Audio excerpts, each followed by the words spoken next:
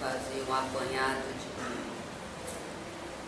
pesquisa referente ao homem, ao trabalho e Deus. Na nossa caminhada de evolução, o homem nunca ficou destituído do trabalho, porque o trabalho, ele leva o homem ao seu desenvolvimento intelecto e moral. Estando o homem desenvolvido o intelecto e o moral, o corpo serve para ele como instrumento de desenvolvimento e de exteriorização dessa potencialidade. Durante toda a nossa caminhada de evolução, nós não tivemos nenhum, como é que eu posso colocar, nenhuma atitude da lei, vamos colocar assim, de isolar o homem da busca do seu aprimoramento. De lá para cá, vemos que homens mais esclarecidos, outros esclarecidos e maldosos, buscaram escravizar o seu próprio semelhante, mediante aos seus interesses pessoais, levando o homem a ser um ser inútil, ou a ter sempre alguém como bode expiatório, a ter sempre alguém para sofrer aquilo que ele mesmo criou para si. Então, Deus, como inteligência suprema que está nos livros dos Espíritos, jamais deixou o homem sem desenvolver as suas potencialidades, porque nós necessitamos de desenvolvê-la. Nós podemos ter aqueles que nos ajudam, que são os espíritos que chegaram mais depressa à evolução, mas eles jamais irão dar aquilo que o homem necessita buscar por ele mesmo. E essa busca ele só pode encontrar diante do trabalho. Esse trabalho não é o trabalho de aquisição de valores da moeda, mas é o trabalho de desenvolvimento das suas potencialidades mediúnicas, porque elas são, na verdade, mediúnicas, porque todos nós somos assistidos por espíritos, quer queremos, quer não. Somos. Nós ainda não temos capacidade de andar com os nossos próprios pés.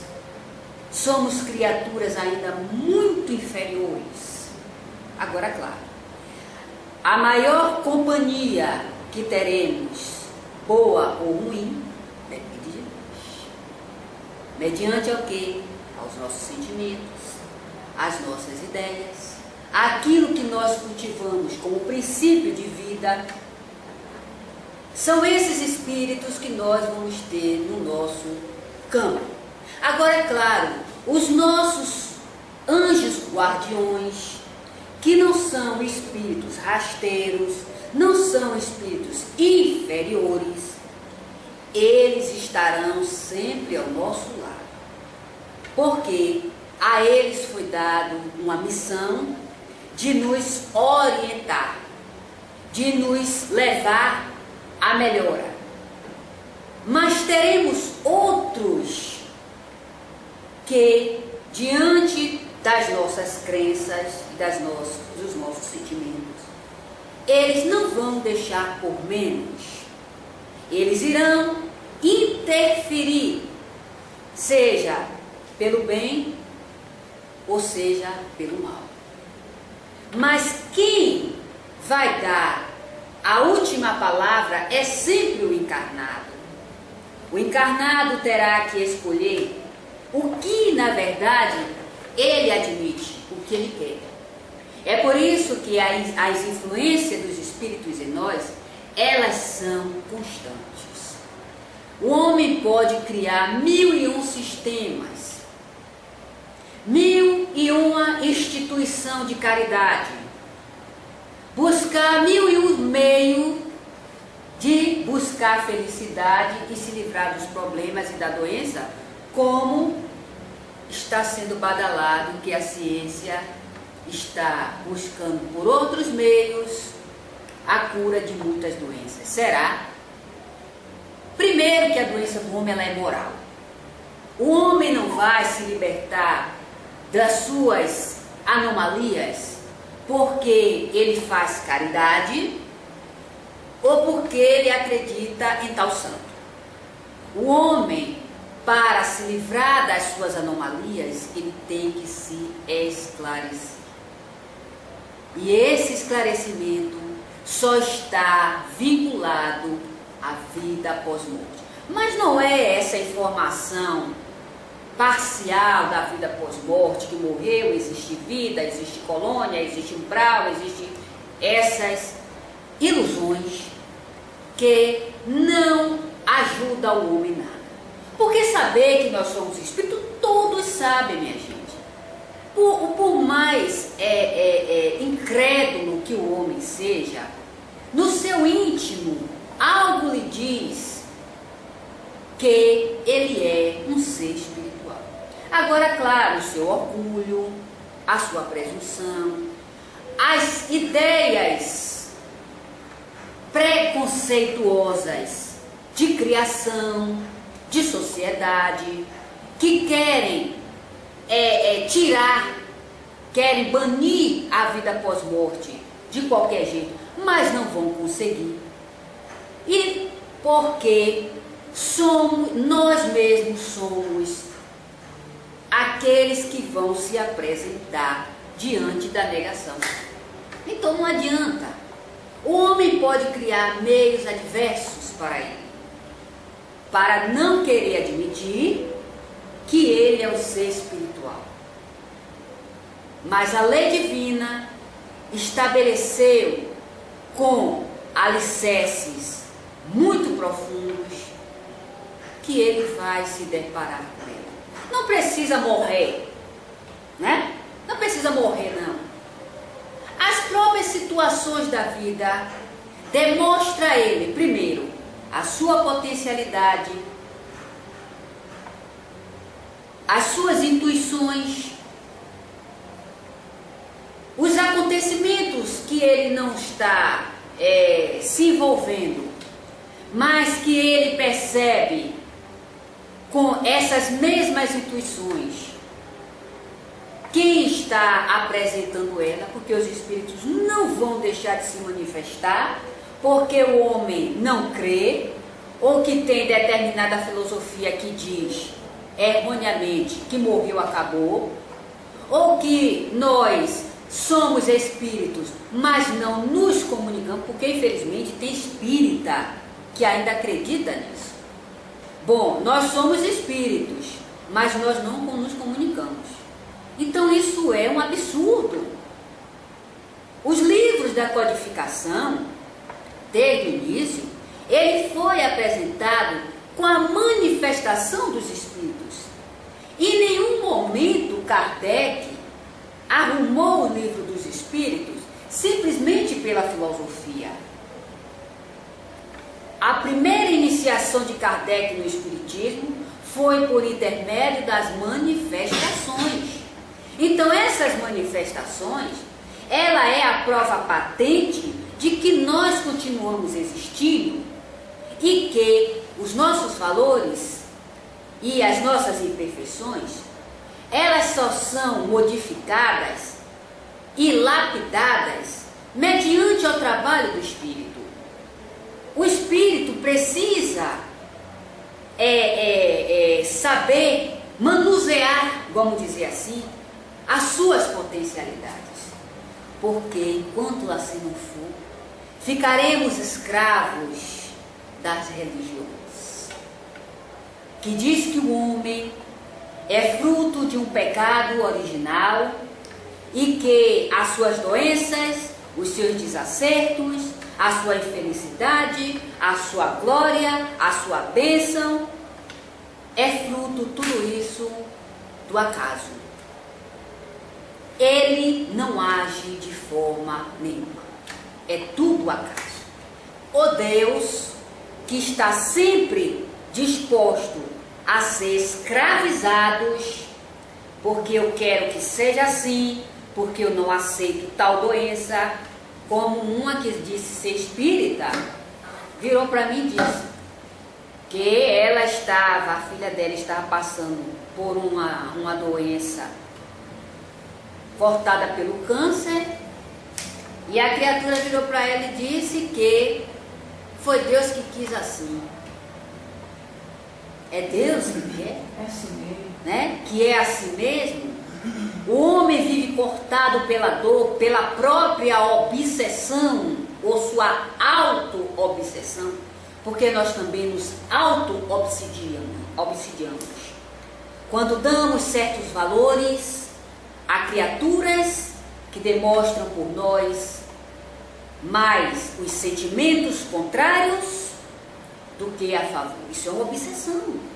A gente faz questão de falar, faz questão de emitir as nossas felicidades. Isso é hipocrisia. É a hipocrisia. Nós não devemos deixar de falar com os nossos semelhantes, mas devemos ver quem realmente merece o valor que nós temos a dar. Não é o valor que cada um tem que dar a si mesmo, não. É o valor de admiração pelo comportamento, pelas atitudes, pelas ideias, pela atuação, né? De estima. Isso é uma obsessão. Ah, mas não é porque é obsessão, porque não existe um caráter firme. Você não sabe o que você segue. Você desconhece os sentimentos nobres entre um, ainda não aprendeu a distinguir o joio do trigo. É aquele que vive atrás de dizer que fulano gosta de mim, então eu abro os dentes para ele. Aí que eu estava fazendo uma reflexão. O homem de valor, ele nunca diz que gosta de ninguém. Sabe por quê? Porque ele tem medo que a sua pronúncia o leve à queda. Ele desconhece ou até limita-se em falar dos seus valores. Ele prefere manifestá-lo de forma em atos. Porque o homem sábio, ele jamais revela os seus valores, porque ele tem medo de cair, porque ele sabe que é falho. Então até aí nós vemos o processo obsessivo, porque a obsessão também, ela se desenvolve pelo nosso caráter, pela não firmeza daquilo que acreditamos, pela não observação daqueles que merecem ler o livro da codificação. Nós só podemos desenvolver em nós a crítica, em nós e também nos outros, porque a crítica entre nós é necessária, né? Quem não gosta de ser criticado está sendo vegetado, está vegetando, porque a crítica, ela faz parte da observação de um ser para com o outro, e assim nós vamos nos ajudando. É quando o Espírito aqui chega e passa uma orientação, eu sempre tomo para todos, ou para direcionar a um, eu sempre tomo, a grosso modo, a carapuça para mim. Eu sempre tomo para mim, porque o meu interesse é de aprender para melhor fazer. Porque o homem, quanto mais fazemos uma observação assim, muitas das vezes nós estudamos muito e não compreendemos o que a própria situação nos mostra, porque ficamos muito focados no que o livro diz. A exemplo, o livro dos Espíritos vem com um acervo de informações. É uma bússola de direcionamento, não fuja dela. Agora, existe certas amiúdes de aprendizado que você só capta mediante as circunstâncias. E você tem que ter percepção. Você tem que ter a coragem de lidar com aquilo. Porque, eu não sei se vocês estão entendendo o pensamento. Porque você já tem um princípio estudado. Aquele princípio, no momento daquele acontecimento, ele vai ser aquilo. A exemplo disso, é as manifestações dos espíritos. Os espíritos se manifestam, né? Claro que se manifestam. Os espíritos reagem à manifestação? Sim, sim. Os espíritos manifestam os seus sentimentos, as suas ações, as suas atitudes? Sim. Mas onde é que está aí o aprendizado do médium? O espírito vem querendo esculhambar uma criatura e o médium dá vazão. O espírito vem, xinga a criatura e o médium dá vazão. É a imperfeição do médium. É a imperfeição do médium.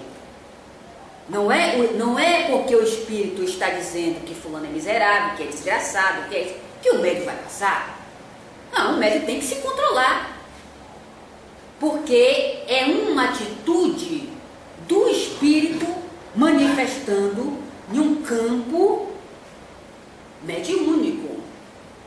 Olha aí o trabalho que nós só aprendemos com a percepção e a educação.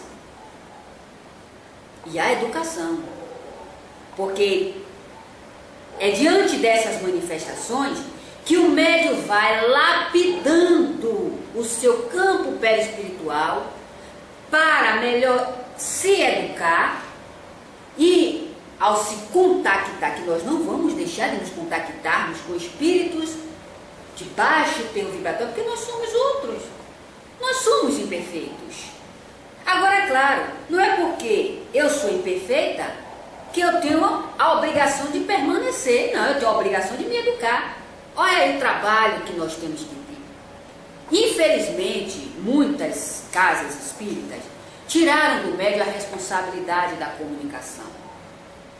Tiraram do médium a responsabilidade do estudo, principalmente do livro dos médiuns. Tiraram do médium a responsabilidade da disciplina, porque estão afastando os espíritos. Estão afastando os espíritos, ou acham que estão afastando os espíritos, né?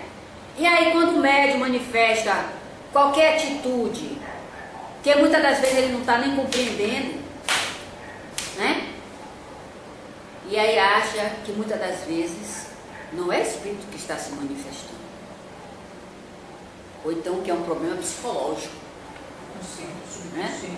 O consciente preliminar, né?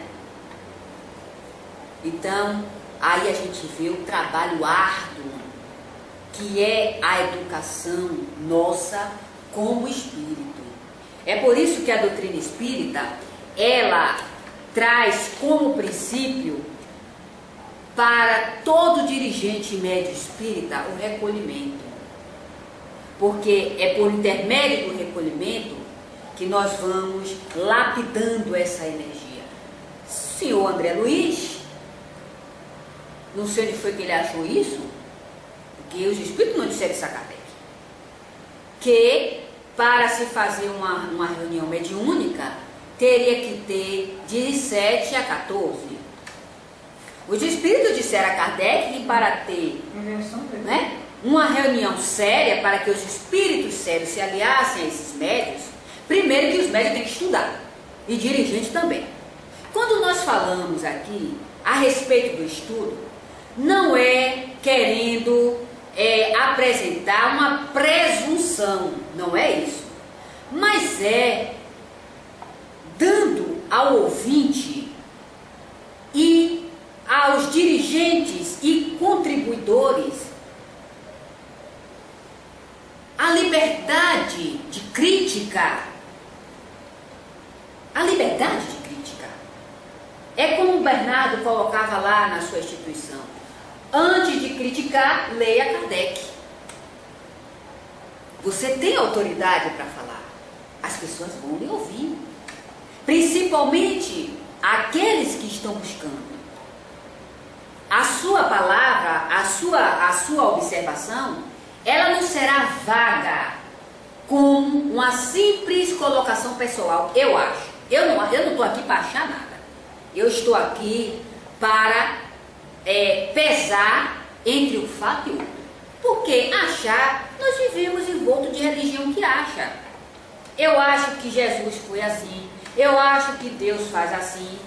Nós vivemos em prol do achismo, minha gente. E não tem nada de concreto, de pesquisa. Tem que se ter pesquisa. O homem só tem autoridade no que fala quando ele pesquisa. Quando ele avalia os fatos. Quando esses fatos, como o próprio inventor da lâmpada, Thomas Edison, tivera N negativismo em suas manipulações científicas, até ele chegar a um patamar positivo de inventar a própria lâmpada. E por que com nós ainda, olha que esses homens eram homens, espírito de grande evolução, não era espírito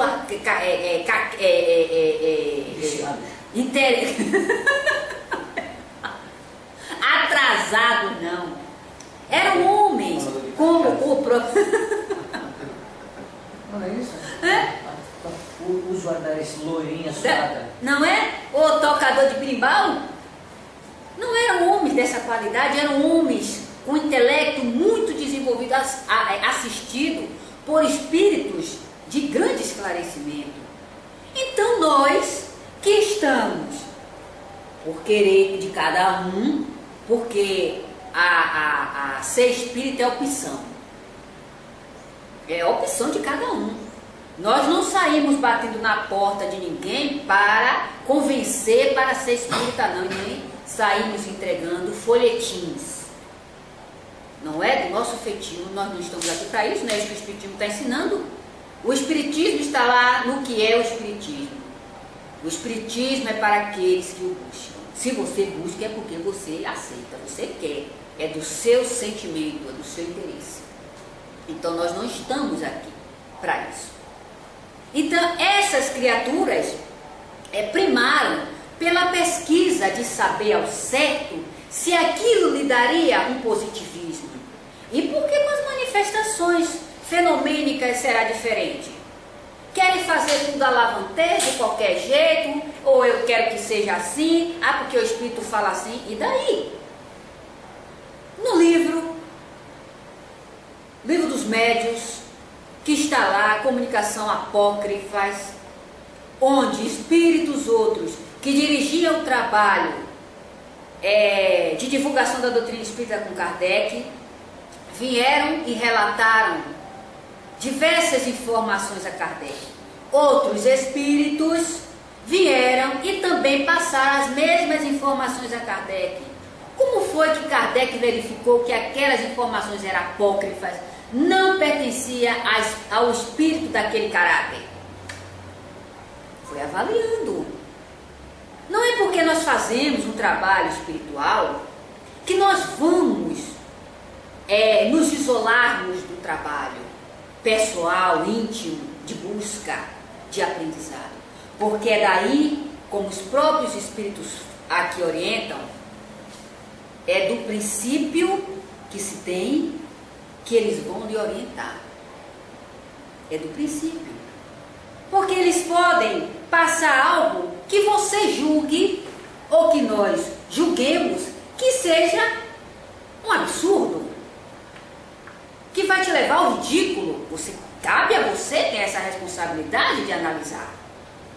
Agora, por quê? Como muitas das vezes os espíritos chegam aqui com determinadas técnicas, porque é deles, o que é avaliado, eu falo por mim, é o princípio que eu já tenho do que foi passado por Kardec, né?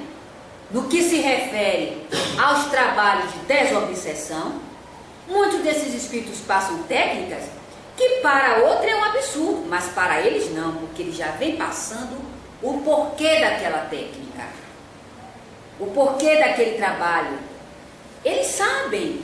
Lembremos o seguinte, não é os espíritos de luzes, mas os espíritos esclarecidos que buscaram verificar pelo intermédio dos fenômenos espíritas a verdade, porque é isso que dá a eles a autoridade de se dar com os fenômenos.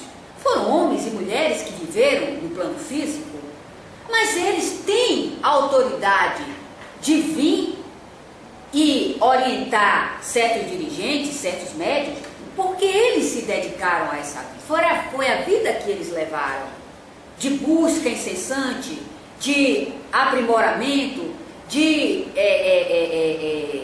investimento, dedicação dia e noite. Então esses espíritos, eles são esquecidos no meio espírita, né? Ninguém fala. Leon Denis, que foi o sucessor de Kardec, não se ouve falar de Denis, não se sabe dos princípios de pensamento que Denis tinha relacionado ao doutrina espírita, né? Não se sabe, se desconhece totalmente, né? César Lombroso, que foi um eminente negador, foi o pai da antropologia criminal, onde ele dizia que o criminoso trazia estampado no seu rosto, né, a criminalidade, que é a sua forma, né, facial, demonstrava que ele era um criminoso, e a sua tese foi jogada por terra, e ele se rendeu ao espiritismo, porque ele verificou que o homem perfeito não traz eminentemente registrado no seu físico que ele é, não. O seu físico se forma, mas essa forma ele toma emprestado diversos caracteres do pai e da mãe. É lógico, é fato. Agora, as suas atitudes morais, não. Eles a apresentam mediante a esse corpo se desenvolver. E é com as atitudes, porque se não fosse assim, nós não víamos homens belos, parecendo um anjo, né? Miserável. Né? Com os risos, né? Com os risos dos mais belos, quando você olha por detrás, moralmente, é decadente. Isso não queremos dizer que a beleza também reflita não é por aí. Nós estamos aqui relatando as atitudes morais nossas, que nem sempre reflete o que reflete no corpo, o que somos, né? Muitas das vezes a questão física do homem bruto é também os meios, viu? Os meios que ele vive também influenciam. As faltas de higiene, a má qualidade de vida, isso influencia o corpo. Não se enganem, não. As nossas, o meio que nós vivemos está lá no livro dos médiuns. Influencia também o físico, né? Que se fosse assim, as doenças, muitas das vezes, que afetam o físico, não viriam de certos micro-organismos. Isso é fato. Não vamos aqui destituir o corpo. Agora, claro, dizer que o homem tudo que ele é fruto do meio e fruto do pecado original tratado, né, com essa historinha de que o homem recarga as imperfeições do pai e da mãe, isso é mero engano. Isso é mero engano. Daí se vê que enquanto muitos querem isolar-se do trabalho de dedicação ao seu semelhante, olhe, eu aprendi isso com a doutrina. A caridade, ela é um princípio evolutivo. O homem caridoso é uma evolução. Agora lembremos de uma coisa. A caridade, ela não isola o homem da busca da instrução para com ele mesmo. Ela não isola o homem do sofrimento que ele irá passar diante daquilo que ele não buscou aprender. A lei de Deus está na natureza. A doutrina espírita não força, não está aqui para forçar ninguém a nada. A compreensão do homem diante do que ele é está aí, diante dele. Sabe como? As apresentações das manifestações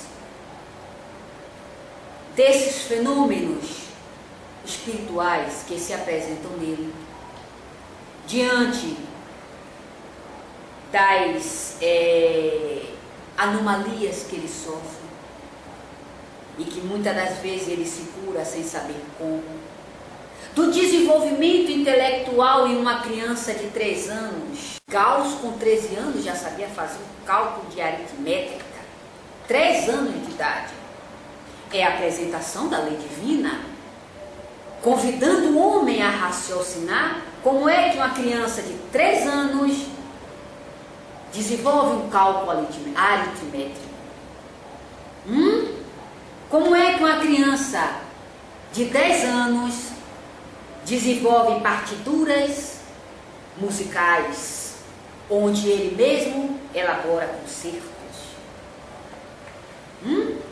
Como é que a ciência apresenta? Ah, mas isso ele traz dos pais que são os orgulhosos, falam assim, né? Isso ele traz dos genes dos pais, da sua árvore, não é? Genética, não, as árvores genealógica. Bom, vamos por parte.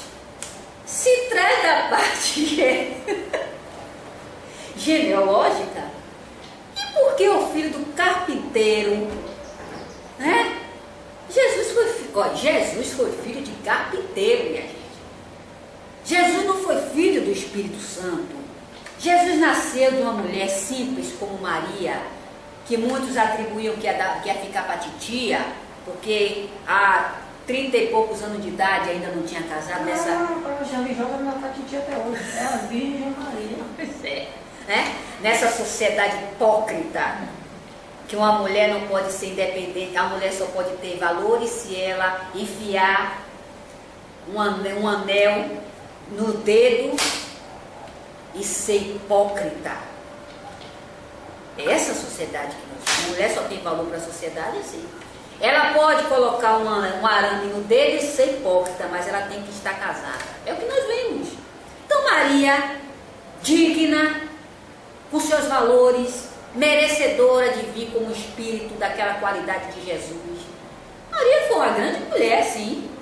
Sua postura moral, né, levou-a a vir conceber esse mestre chamado Jesus. E ela foi, com 30 e poucos anos, ainda era solteirona, e arrumaram um casamento para ela, né? Pegaram José, que já estava bem idoso, mas com um vigor invejável. Está aí nos anais da história de homens sérios, como Carlos Bernardo Loureiro, né? E foi se juntar, que hoje é essa sociedade medíocre, né? Foi se juntar com José e criar os filhos de José. Depois de muito tempo, uniu-se o matrimônio. Então daí a gente vê que o espírito, eu cheguei a perder até o fio da meada do pensamento dos espíritos. Aí eu também se empolga tanto. O exemplo da carga genealógica, né? Muito bem, genealógica de Jesus, trouxe ele um espírito inteligentíssimo. Jesus ele não foi concebido pelo Espírito Santo e nem veio perfeito para esse mundo. Ele humilhou, sim, pela escola, pelos ensinamentos dos seus pais, ele humilhou. Agora, ele trazia no seu bojo perispiritual as suas conquistas, assim como todos nós. Sucessivas Né? reencarnações. E quando chegou a um determinado momento da sua vida, da sua idade, ela eclodiu e foi amparado pelos espíritos que o assistia. Jesus era um ser notável. A sua linguagem era polida em todos os aspectos da vida. A sua ciência era uma ciência eminentemente moral. Ele não glorificava o homem, porque o homem era doutor, mas ele glorificava o homem quando ele era um homem moralizado em termos de trabalho do bem e de amparo aos seus semelhantes. O que nós aqui queremos passar, o pensamento é esse.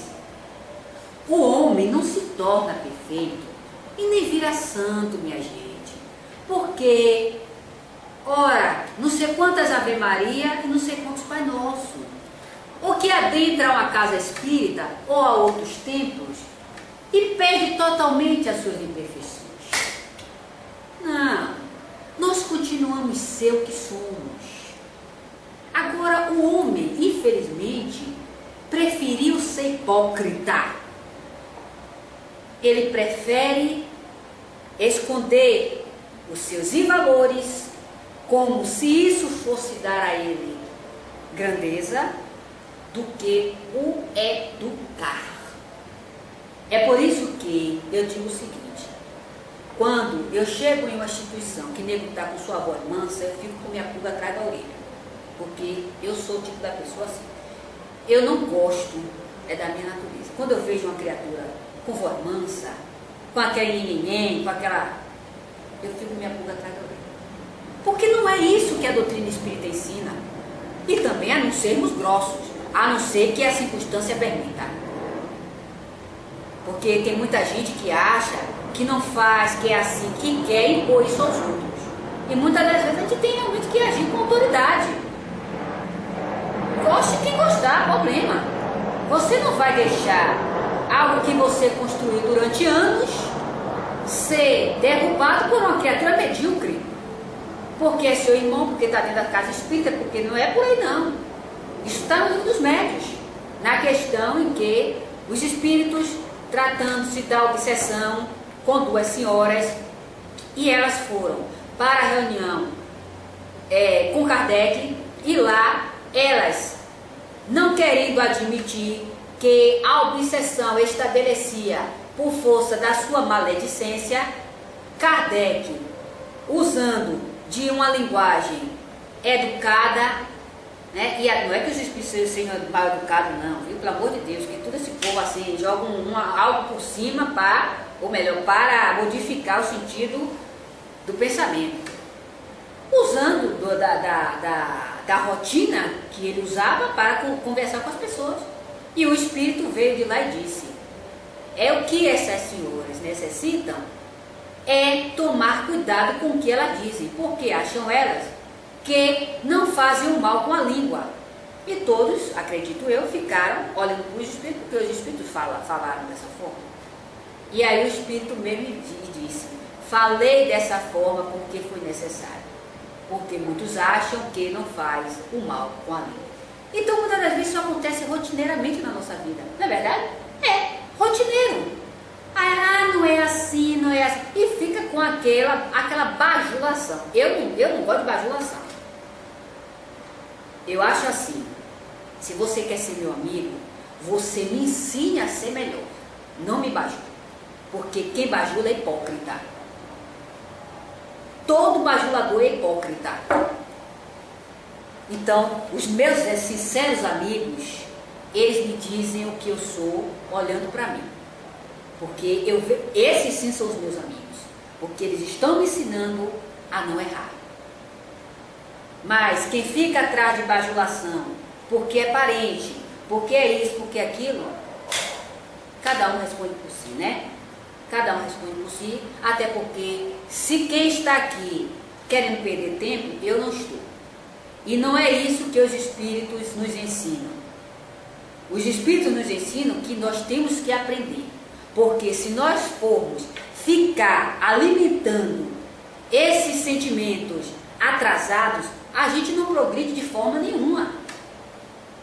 Não progride, não faz um trabalho sério, não conquista outros pensamentos, porque fica avacalhado naquilo constantemente. É aquelas pronúncias irritante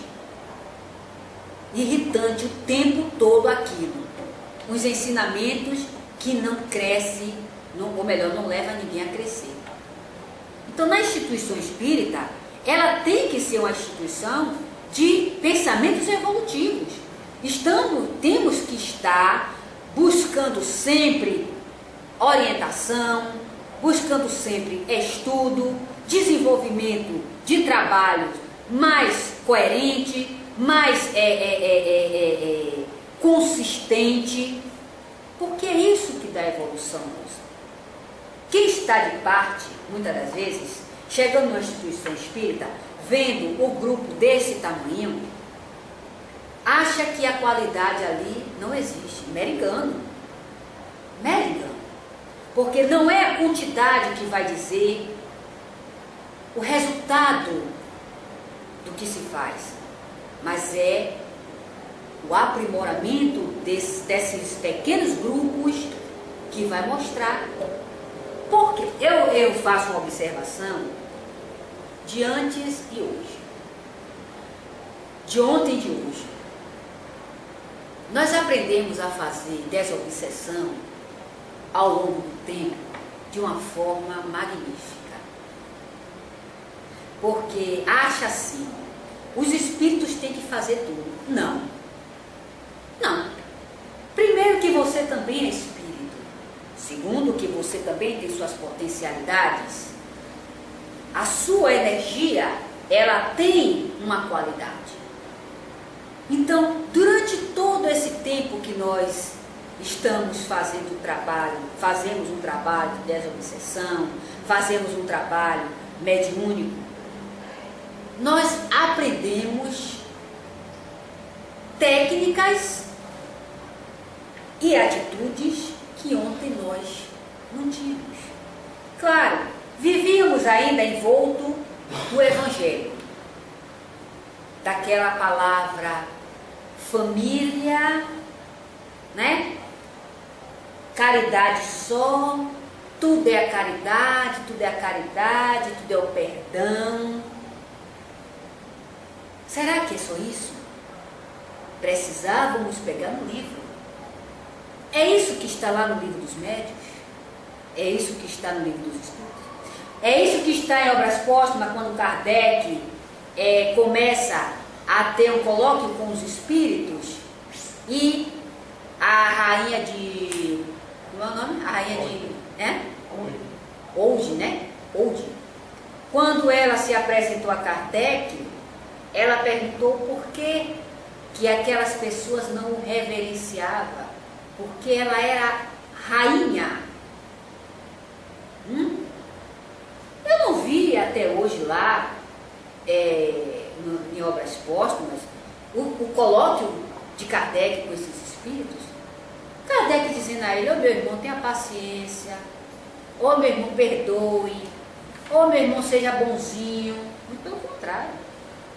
Quando espíritos raivosos, atormentados, né, cheios de ódio, vinha a ter com esses irmãos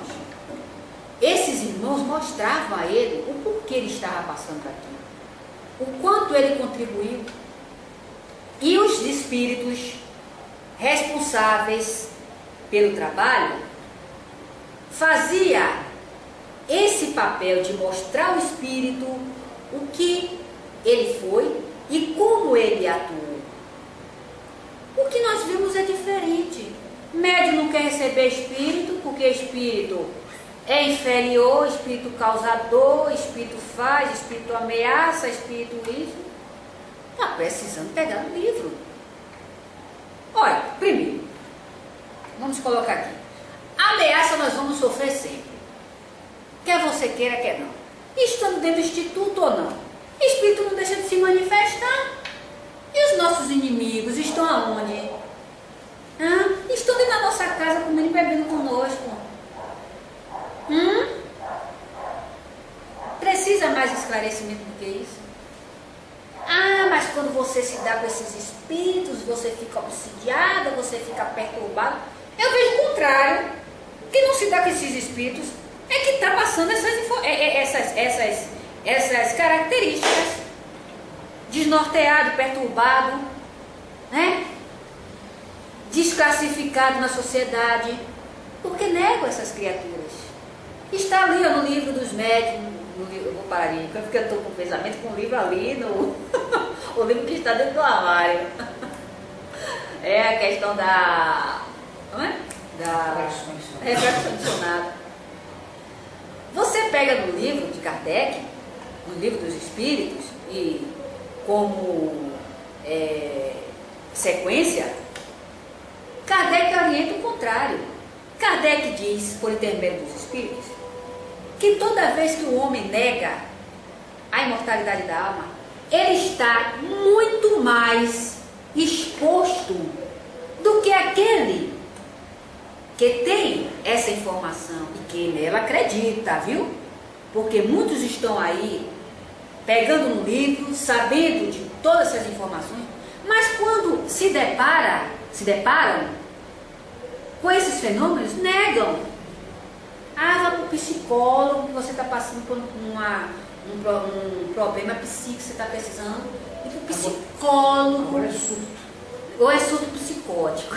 Ou ele está danado. A obsessão agora é surto. Você está tendo um surto psicótico, né? O espírito ao lado, muitas das vezes, coitado, pedindo socorro, só falta dar uma tapa nos ouvidos para poder ouvir. Não, isso é psicológico. É psicológico, né? Esse outro estético pega um raio e fala isso aí, não, que isso. Né? Espíritos inferiosíssimos que se transformam até em animais, em larvas. Eu não estou falando absurdo não, viu? Vocês leiam, estudem. Para atingir o organismo da criatura, né?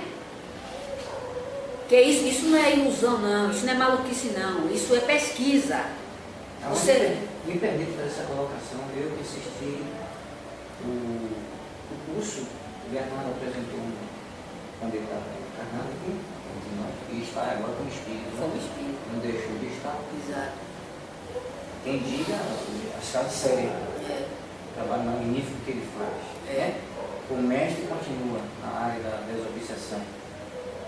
Aí ele contou que ele foi solicitado de uma irmã lá da instituição para ele prestar socorro à mãe que estava no hospital com um problema no estômago, que não tinha remédio, não tinha ninguém que erradicasse aquela dor, aquele problema. Aí ele foi, quando chegou lá, ele observou e colocou a mão na barriga. Entendeu? Colocou a mão ali, claro, colocou a sua energia ali naquele chakra que estava bombardeado, conquistava ali dentro, e na mesma instante ela deu vontade de ir ao banheiro. Ela foi ao banheiro e se assombrou com o que botou para fora. Pois é. A filha veio e contou um bicho desse tamanho, uma cobrinha desse tamanho. É isso mesmo. Aí ela perguntou: e aí, Bernardo? E a criatura ficou morta. E aí, Bernardo, foi o que aconteceu?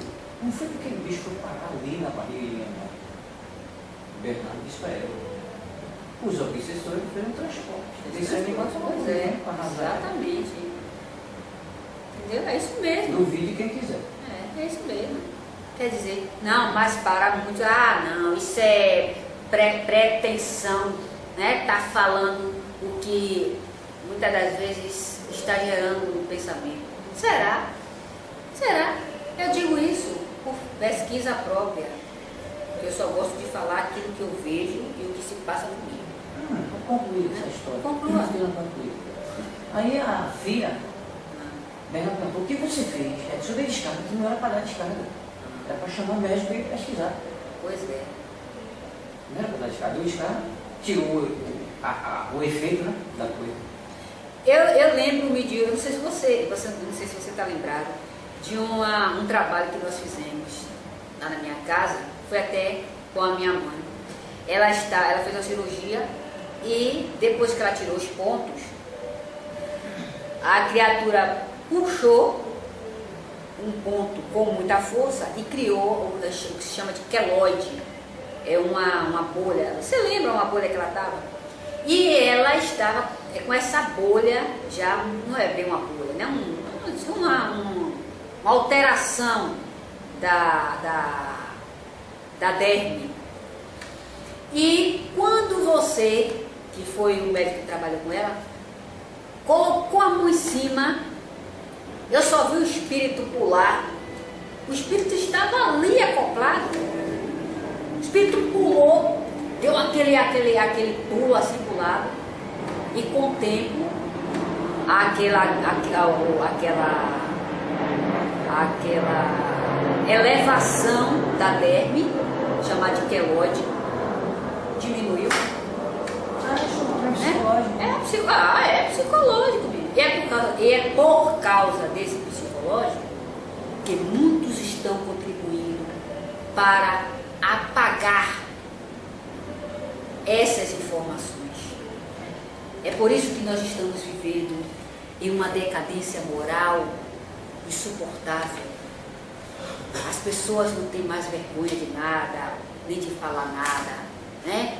Hoje em dia, as aberrações das músicas, das linguagens, dos comportamentos. Não é que nós somos moralistas. Não me tome como moralista, porque eu não sou moralista. Eu simplesmente nós estamos avaliando o que nós somos. Nós, todos nós, somos imperfeitos. Mas é como nós que estamos contribuindo para essa sociedade. Então não depende de Deus, não depende de Jesus, não depende nem dos espíritos virem levar o homem a uma perfeição que ele ainda não tem.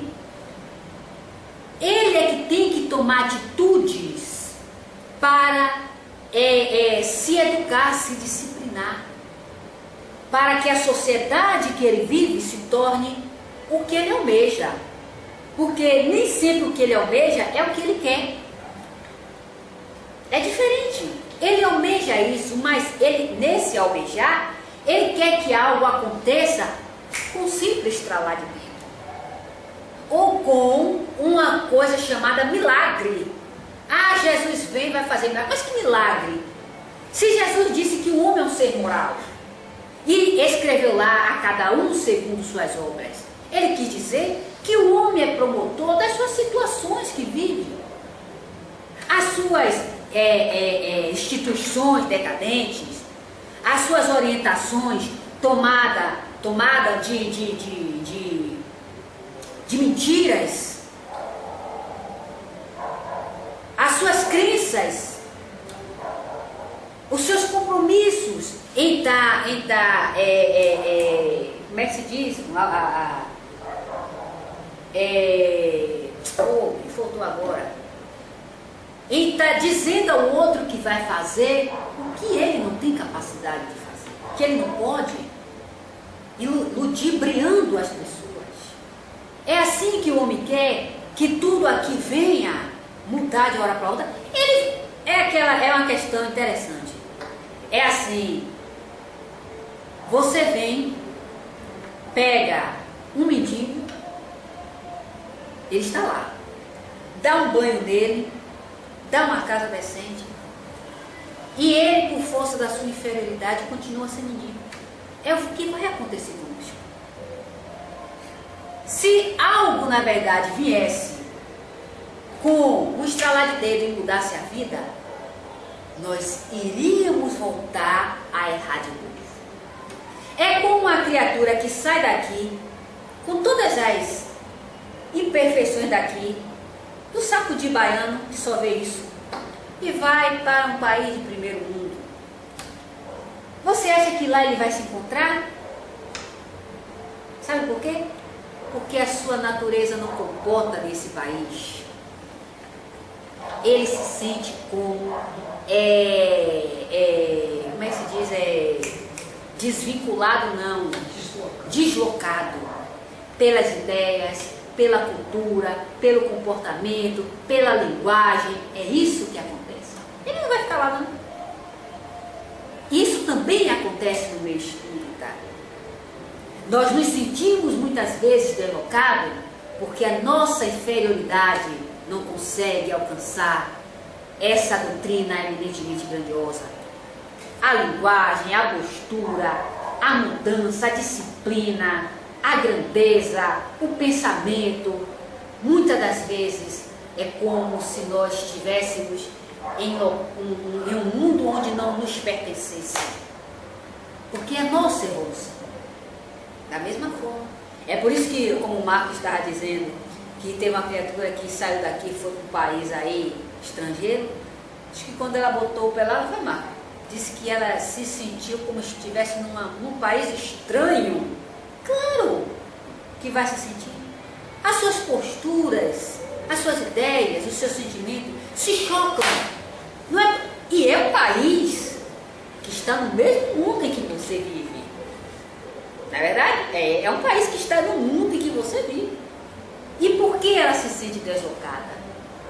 Porque a sua natureza, a sua evolução ainda não se assimila com a evolução daquele país. É por isso. A mesma coisa acontece tanto na doutrina espírita como ao largar do corpo. Nós não vamos nos associarmos com espíritos de uma grandeza intelectual quando a nossa linguagem, o nosso pensamento, a nossa postura, os nossos desejos, os nossos princípios são medíocres. A nossa linguagem, ela é tola. Para os espíritos isso soa como algo que lhe incomoda. Então é necessário. Eu acho que foi daí que criaram as colônias, para ter um povo igual, que na verdade não existe, né? Na verdade não existe. O que existe são espíritos que se aliam com o mesmo pensamento, o mesmo sentimento. É por isso que o homem que desencarna com vícios, ele vai estar em meio de espíritos viciosos. Não é que exista essa linguagem. Quando nós desencarnarmos, nós admitíamos isso. Sim, nós admitíamos, porque nós não tínhamos ainda a vinculação tão forte com o livro da codificação, nós ainda desconhecíamos esses homens, e nós admitíamos sim que quando nós desencarnássemos, a gente ia ser puxado por esses espíritos inferiores. Era engano. Ninguém puxa ninguém. Nós nos aliamos porque a nossa natureza é de igual. É de igual. Somos atraídos por eles. Por uma atitude natural. Agíamos no corpo assim e vamos desencarnar e vamos ter as mesmas companhias. Luciana, mas então você está dizendo que os espíritos de luz, que o povo assim trata, né? E que uma sombra?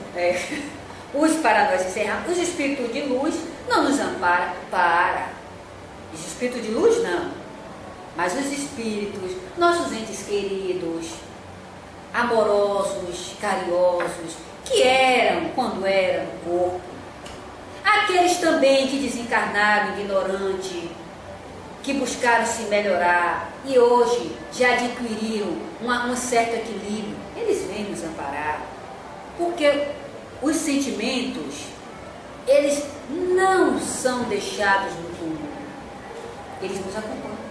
Os nossos amigos, aqueles que nos amamos, que trocamos os sentimentos dos mais diversos, eles estão ao nosso lado. Mas tudo decorre, minha gente, de vibração para vibração. Eles não vão mudar os nossos sentimentos. Eles nos aconselham, nos amam com o mesmo amor. Mas eles não vão mudar o homem viciado, ignorante, estúpido, preguiçoso. Eles nos deixam com o que nós somos, mas estão sempre ao nosso lado, mas estão progredindo. É isso que nós temos que entender. Ninguém vai mudar a gente, nem Deus. Nós temos que nos mudarmos a nós mesmos, diante dos princípios, daquilo que acreditamos grandiosamente. Aí sim